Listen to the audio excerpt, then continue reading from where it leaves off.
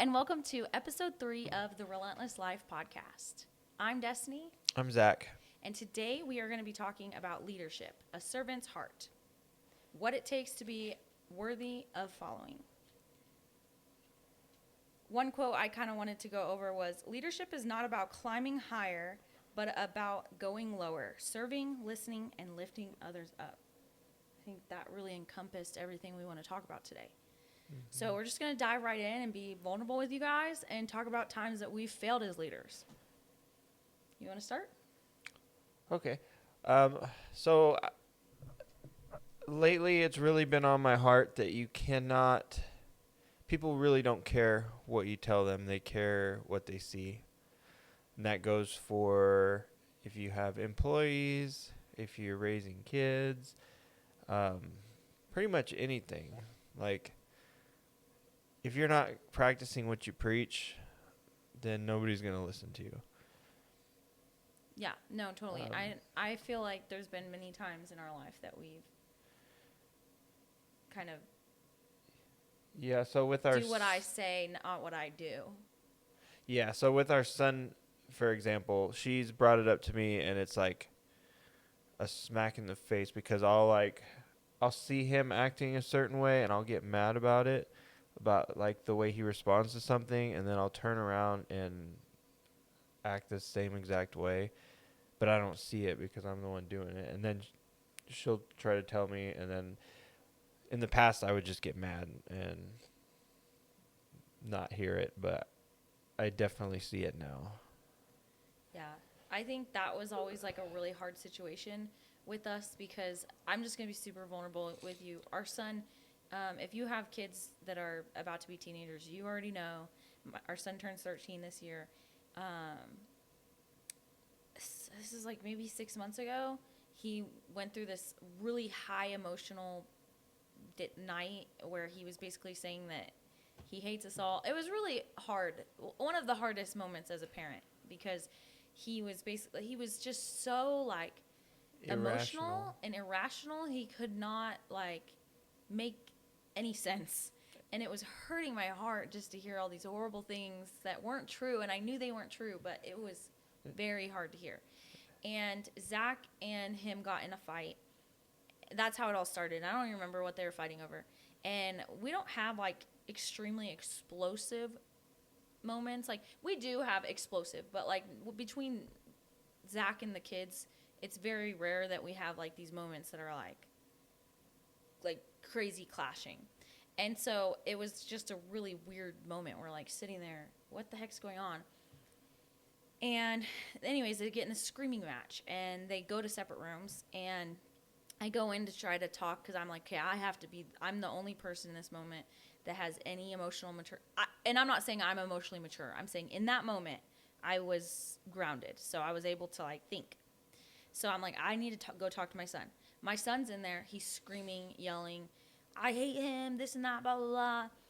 And his posture is just like erratic. I don't even know how to explain it. And I go into, and so I leave him for a minute to like let him cool down.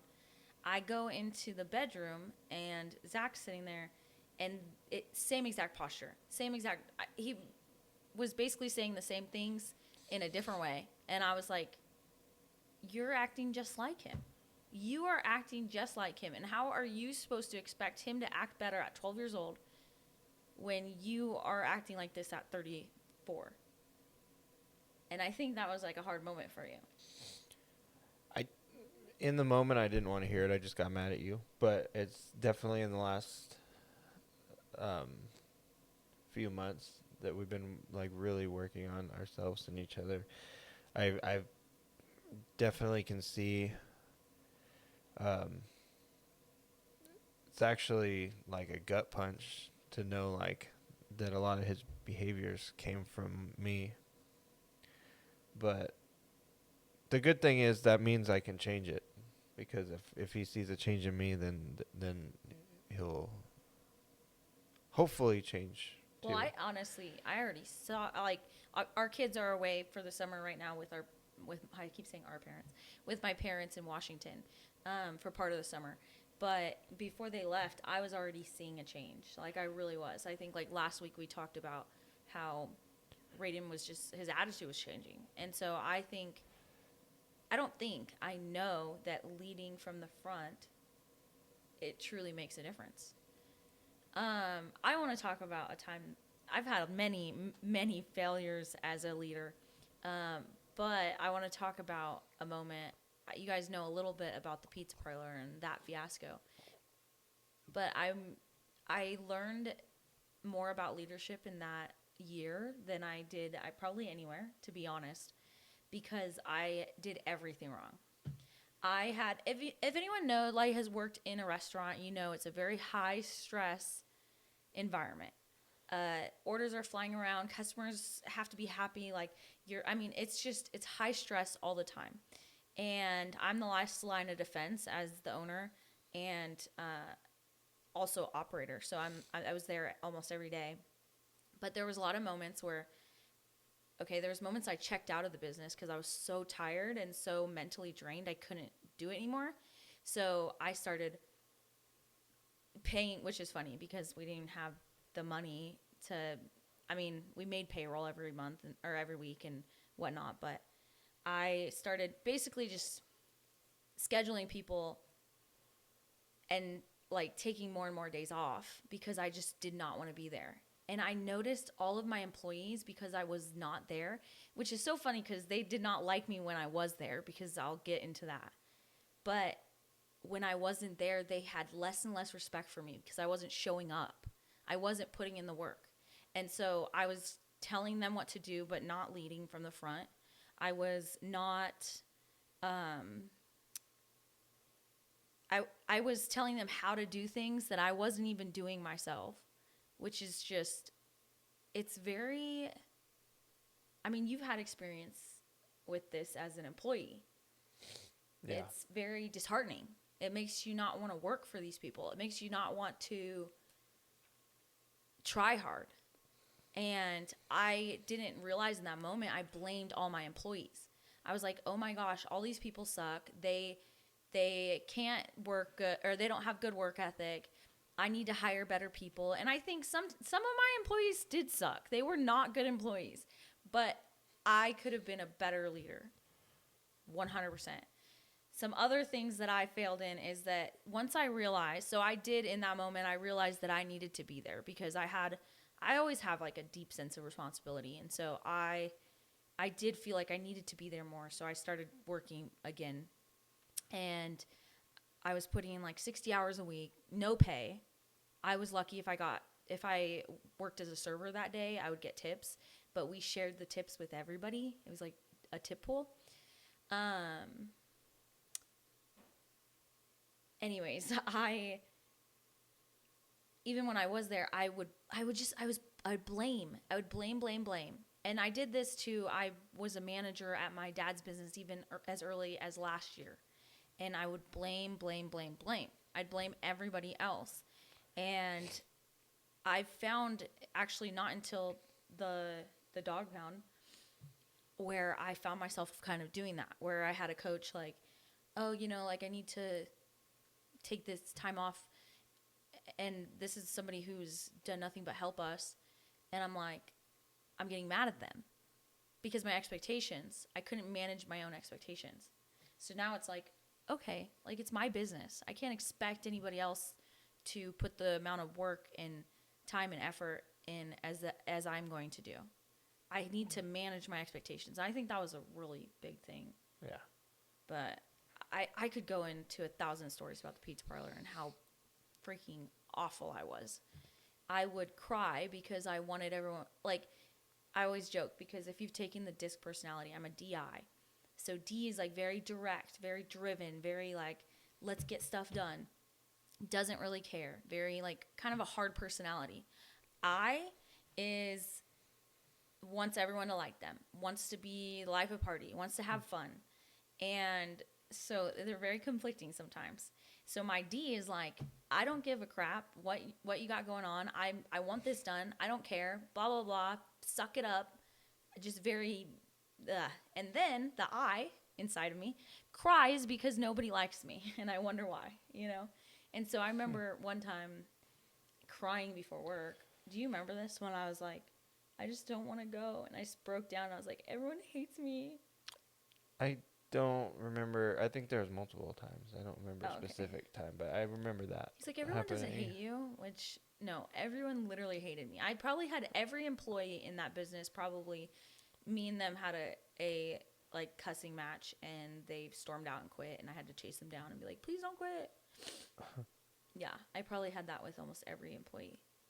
Because, I mean, there's a lot of other things that were going on in there, and I could definitely say, like, to my point, or not point, to my, what's the word I'm thinking? To your defense? Yes, to my defense. To my defense, there was a lot of things going on at the pizza parlor that were out of my control that kind of sucked. However, I could have been a better leader through and through. Well, Yeah. you learn though. You can't expect to get it all right the first time. No. And that's why I think it's so important to just take lessons. And I think, like last week when we said, it doesn't matter if you're being attacked by the enemy or if God is testing you. Everything will work out for your good. Figure it out. Find the good. Like, find the lesson. Find the truth and learn. Because every single business failure and every leadership failure that I have gone through, that we've gone through, has led us to now, like, and we're not perfect by any means, but I really feel like we are creating something awesome, and we're really coming into our own as leaders. Mm-hmm. For sure. Definitely. Do you have anything else to say about, like, the failures? I know it's a cliche and it's all over social media and everything, but I really believe it right now more than ever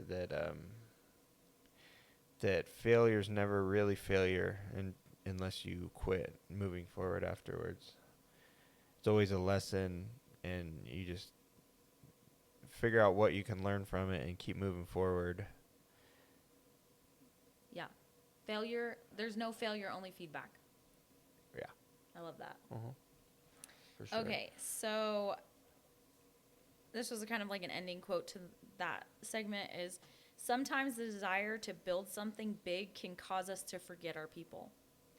I think that's a huge thing, because when you're building something and you have all this stress and there's all these things, and there's personality conflict, and you start to pick people apart. You start to think, well, I'm putting in all this work. I'm putting in all this money. This is my blah, blah, blah.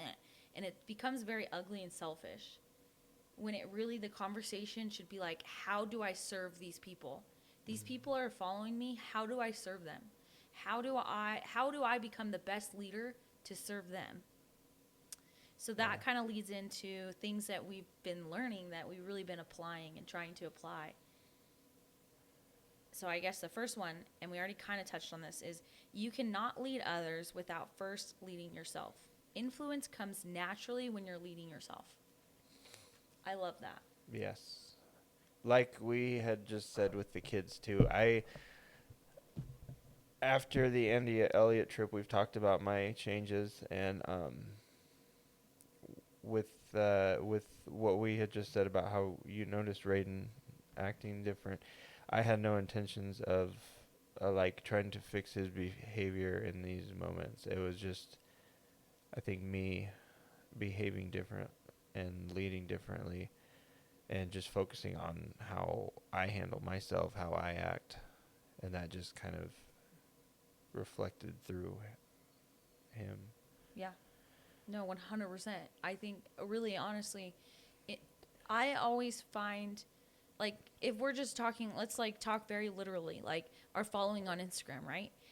When I am leading myself and doing all the things that I need to be doing and being consistent, and I like to share that progress, and I will never stop sharing that, and I do it because of this reason I'm about to say. My followers on Instagram literally, like, are constantly sending me messages. You inspire me. I'm going to start 75 hard. I'm going to do this. I want to quit my 9-to-5 job. I want, like, constantly I'm getting messages like that. And it reaffirms that when we lead ourselves, influence comes naturally, because people are attracted to people who are consistent in their own lives. Yeah. I love that one. Mm-hmm. So this kind of leads right into this. Influence is earned through consistency, not a position. I think we've all had a boss that we hate. So, like, you think at the pizza parlor, I was the owner and operator. You were the boss that everybody hated. I was the boss, and everyone hated me. I didn't have influence. Nobody wanted to be me. Nobody wanted to be friends with me.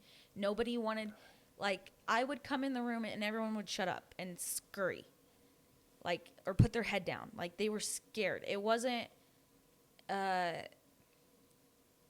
was not a leader. I was a dictator. Mm-hmm. Yeah. That's good. Yeah. And yeah, I just feel like, and I was very inconsistent as well, you know? Yeah. I was very inconsistent, because one day I'd be like coming in there and I'm like, okay guys, we're going to change everything today. We're doing great. Like, let's get our checklist, blah, blah, blah, blah, blah. And then the next day it was like, okay, like, why didn't everyone get this done? Blah, blah, blah, blah, blah. Because I expected, when I had been nice for one day, that I was going to get these results. And I did not get those results. And so I didn't know how to manage my expectations. And then my emotional immaturity would show. And there'd be a big explosion. So it's now I'm just trying to build consistency as a leader. I try to show up. I try to do the workouts. Show them, like, I really enjoy, especially, like, my people who are training to be coaches. I like to work out with them. And people always joke that they don't want to work out with me because I push them, but I like to put them through that, not because I want to, like, make them suffer, but I want them to see, like, that I'm right there in the trenches with them. Yeah. You know, I really, really, really enjoy that, because I want them to see that I'm willing to do it. Like, and there's days where I cry. Like, the other day I was being a little baby. And I don't like that. I actually really kind of was ticked at myself for that one. Yeah. Do you have anything else to say on that part? On that? No, it's just back to what I said at the beginning, that if you're not practicing what you preach, nobody's gonna care. Yeah. Nobody's gonna do what you want them to do if you're not setting the example. I also love, might be a little silly and selfish, but I really enjoy being able to be like, because I am a little bit harsh, okay? I'm still harsh. I'm never going to not be, like, direct, not harsh. I'm a very direct person. I love being able to be direct. So if I am doing the same workout that you just did, and I got through it, like, and we're scaling it to your level, now I can just be, like, direct with you. No. I know you can do this. I did it. I don't get to really do that if I'm not putting in the work and doing the things that, I mean, and our kids have called us out. Well, you don't wash the dishes, or you don't do this, when I'm like, hey, wash the dishes, or whatever, you know. Yeah. Well, you don't. Why do I have to? Which is disrespectful of them, but it's like, you have a point. Yeah. If I'm not doing it, why should you? And that's just the way that your brain is going to work as a human being. Yeah. So this is, like, probably the most important thing, I think, of being a leader, and something we try to really, my brain today, we really try to implement. I guess that works. Yes. I was thinking of a different word, but I couldn't think of it. Okay. So, be coachable, never quit learning. I've really struggled with that one. Yeah, but you're doing so freaking good at that. I don't like to be wrong. I don't like to be told how I could do it better. I'm getting better at hearing it, though. Yeah, you really are. I'm so proud of you. And I think that was a thing in our relationship for so long that was really hard. Because if you bring something to me and you're kind and it's wrapped in love, I will hear you out. And I feel like that is something I've always tried to do. If it's wrapped in love, and I know it's coming from a kind place that you care about me, I will hear it out. Yeah. So that was a really hard thing for us because I couldn't understand why when I'd try to change my tone of voice, and I would try to change and it was just anything that he was wrong. It was like, nope, walls up, bye, goodbye. But I feel like you really have stepped it up in that department, and I think that is one of the biggest things that's been changing our communication. Yeah. So it's okay to not know it all. Yeah.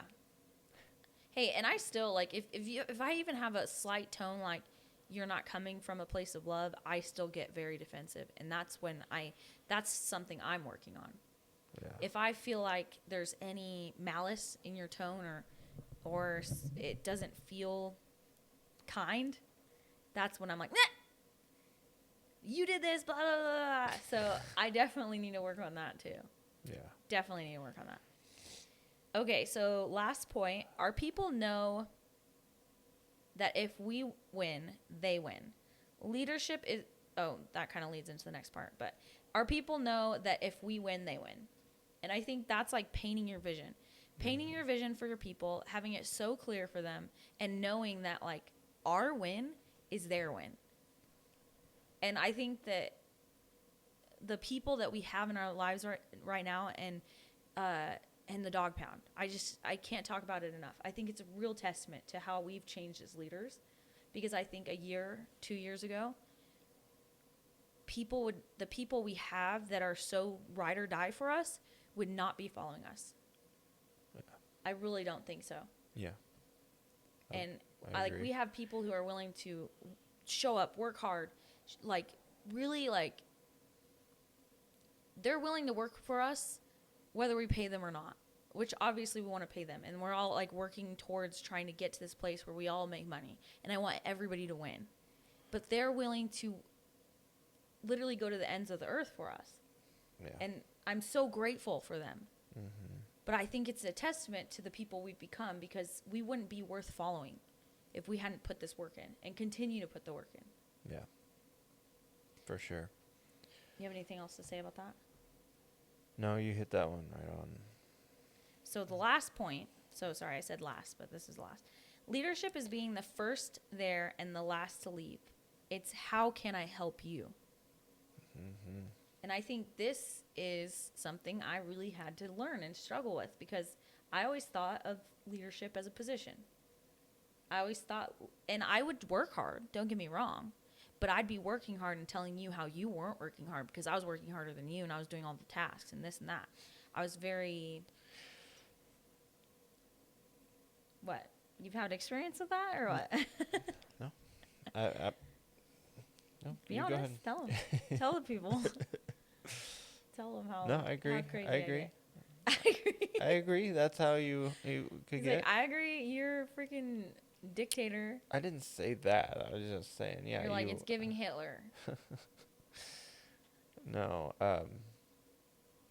Definitely, you could in the past focus on what other people are doing a little bit more than what you were doing the work, but instead of just doing the work and being quiet about it, I was wondering why somebody else wasn't doing it, working as hard as you. Yeah. I didn't look at leadership as servitude. I looked at it as I was in this position, and I knew I would have to work hard, and I've never had a problem leading from the front, but I had a problem helping, so if you're leading from the front and you see someone struggling back here, it's your responsibility to bring them back around. Yeah. And I didn't get that. I was always charging in the front, and my personality, I literally embody this physically. If we are walking somewhere, I am going to be in the front. I don't know why. I just take charge of everything. That's how my personality is. So I really thought, the leader's always in the front, and you guys just need to keep up. And I didn't understand, if he's struggling, that's on me. I need to fall back and get him back up here. And I didn't get that. I didn't get that concept. So that's something I've really been working on. That's good. Okay, so that's kind of it for today's episode, but we wanted to leave you with a word of encouragement. Basically, like, leadership is hard and messy. We fail on a daily basis, but it's more than anything learning, growing, and when you get knocked down, you get back up, and you take every lesson you can from those moments. And again, how can I help you? How can I help this person? If a person on your team is failing, it's your fault. It always falls back to the leader. You have anything else to say about that? No. Okay. That was good. I like that. Our Bible verse that we want to leave you with today is Matthew 20, verse 26 through 28. Whoever wants to become great among you must be your servant, just as the Son of Man did not come to be served, but to serve others. Think of that. Oof, that made me like literally Jesus Christ, the Son of God, did not come to this earth to be served. He did not seek glory. He did not seek influence. He did not seek people bowing at his feet. He came to serve us. I feel like that just made me emotional. Yeah. That's crazy. Yeah. So who are we to expect anything from anybody? Yeah. If Jesus Christ is out here washing people's feet, we better get down and wash people's feet. Like, we need to stop complaining about, oh, I'm too busy. I can't do this. I can't do that. Like, yeah. It's time to serve. You want to be a leader? Serve others. So, thank you guys for watching another episode, and I hope to see you guys next week. Every Sunday we drop a new episode, so follow us, like us, share us, send it to your mom, send it to your sister. Everyone, just get it out there. We love you all. Have a great night.